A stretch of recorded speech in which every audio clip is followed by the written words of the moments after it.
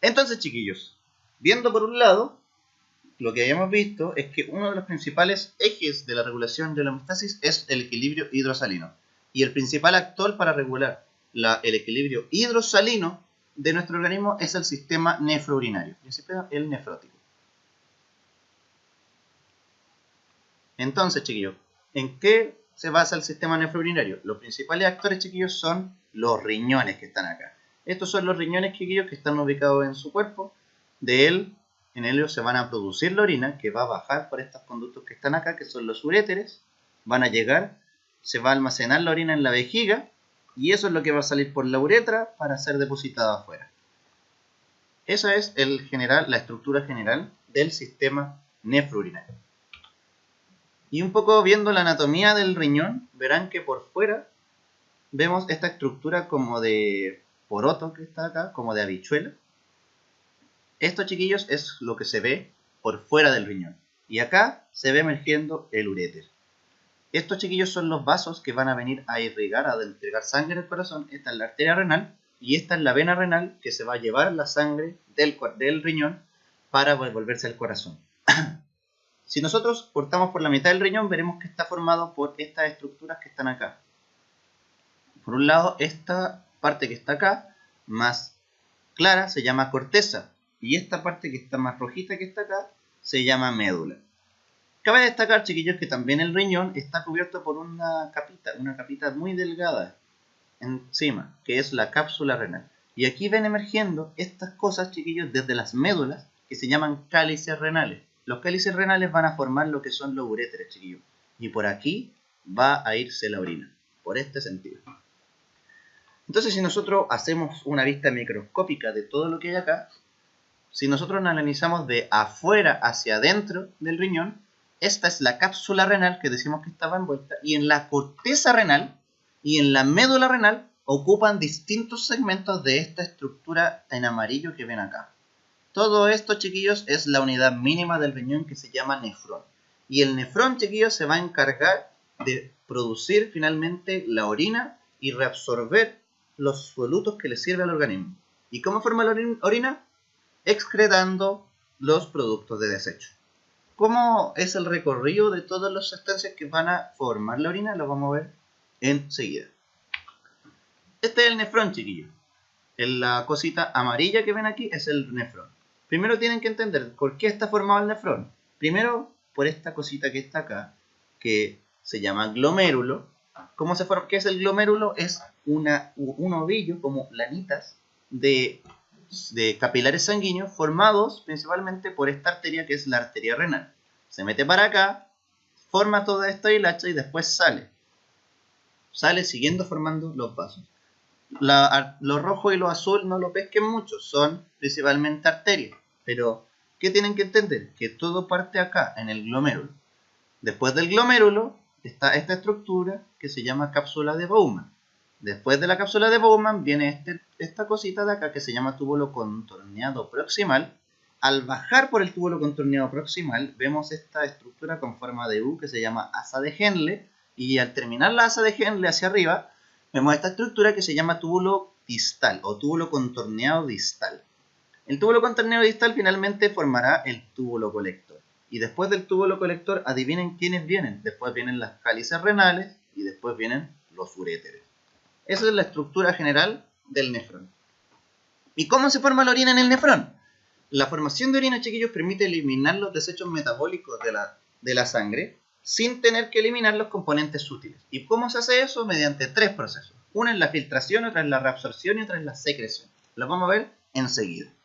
¿Cómo se forma la orina? Este es el recorrido. La sangre, chiquillos, llega por la arteria. Esta se llama arteria aferente. Aferente porque llega. Forma el glomérulo, que está acá, que es como este ovillo. Y eso, en el glomérulo, filtra parte de la sangre hacia acá, en estas flechitas que están en amarillo, hacia la cápsula de Bowman. Esa cosa, chiquillos, ese filtrado, pasa por los distintos sectores del túbulo, reabsorbiendo sustancias útiles y secretando sustancias de la sangre que no les sirven.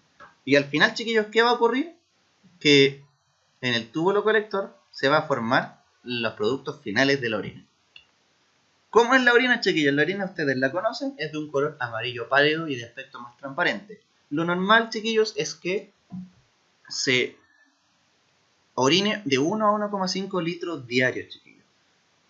Y por lo general se filtra el 20% de la sangre. O sea que de todos los litros que nosotros estamos procesando, chiquillos, al día, si nosotros tomáramos el total de fluido que filtra al día, serían 170 litros. Es una maquinaria que está constantemente trabajando.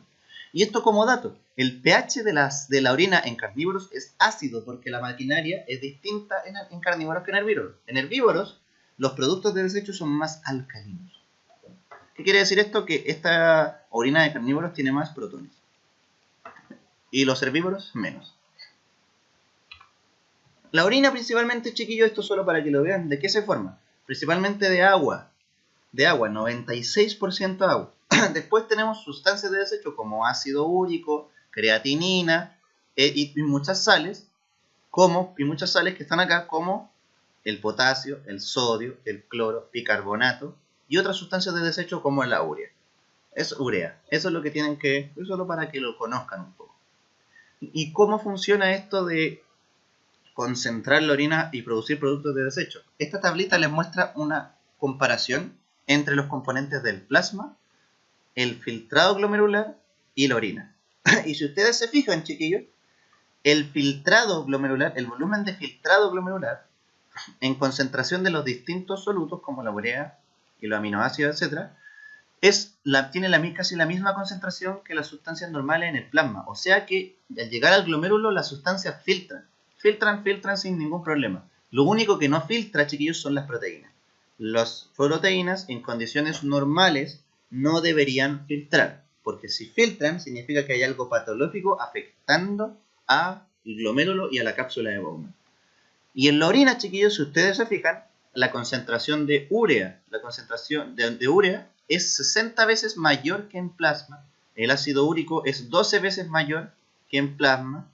La creatinina es 100 veces más grande que en el plasma. Y por otro lado, algunas sales inorgánicas son 2 veces más grandes. ¿Qué quiere decir, chiquillos? Que al final, ¿qué vamos a tener? Que algunas sustancias se van a concentrar en la orina porque son principalmente productos de desecho. En cambio, otros, como los aminoácidos, la glucosa y principalmente estos dos, se van a reabsorber a lo largo de los túbulos. Por lo tanto, en los productos finales no debería haber. En el caso de la glucosa, ¿puede haber glucosa en la orina? Sí, en caso de una patología muy característica que se llama diabetes. Eso lo vamos a ver más adelante, es una condición patológica. Entonces, chiquillos, para tener claro un poco cómo funcionan todos los procesos que ya les mencioné, llega la arteria aferente, derivada de la arteria renal, para formar el glomérulo. En el glomérulo, chiquillos, las sustancias filtran. El primer paso es filtrar las sustancias. Ese es el paso número 1. Dentro de la cápsula de Bowman. A lo largo de los túbulos, chiquillos, vamos a tener dos fenómenos. Uno, que este de acá, que es la reabsorción. Nosotros teníamos el glomérulo acá, pero si ustedes se fijan, el glomérulo continúa después en una arteriola que se llama arteriola eferente, porque se va del glomérulo. La arteriola eferente sigue el trayecto de los túbulos, formando estos capilares que se llaman capilares peritubulares. Y estos capilares se van a encargar de dos cosas. Una, de reabsorber las sustancias, ciertas sustancias que están en los túbulos, y de secretar otras sustancias que no le sirven al organismo. Secretar, ¿a dónde? Hacia el túbulo. Y al final, chiquillos, ¿qué tenemos? Una excreción. ¿Y la excreción cómo se define? Como la filtración menos la reabsorción más la secreción. Ese es el producto. La excreción es como la formación total de la orina. Lo que va a ir finalmente a la orina es algo que se excreta. En cambio, la secreción no necesariamente va a ir a la orina. Pero, ¿por qué no se llama excreción? Porque en el fondo la excreción es botar de nuestro cuerpo. En cambio, secreción es tirar a una cavidad, chiquillos, para servir de algo. ¿Y para qué se va a servir? Para formar la orina. ¿Pero por qué decimos que se excreta? Porque se bota del organismo. Esa es la diferencia entre secreción y excreción. Y después esto sigue como sangre venosa. Recuerden la diferencia. La secreción se secreta hacia una cavidad para servir para cierta cosa.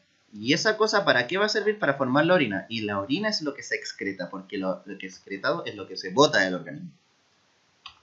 Entonces, por una parte, ¿cómo se filtra? Lo habíamos dicho que la sangre ingresa al glomérulo y la sustancia que se filtra, ¿cómo se permite el filtrado? por tres factores principales. En realidad, dos.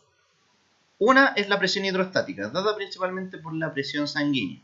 La presión hidrostática, chiquillos, es la capa, es como la presión que ejerce el líquido sobre las capas del vaso sanguíneo, que en este caso sería el glomérulo. En el fondo lo que está produciendo es una presión de empuje hacia acá, con la presión, con la llegada de este líquido que trae una fuerza que es un vector hacia este sector. Y eso permite que el líquido pase de un lado a otro.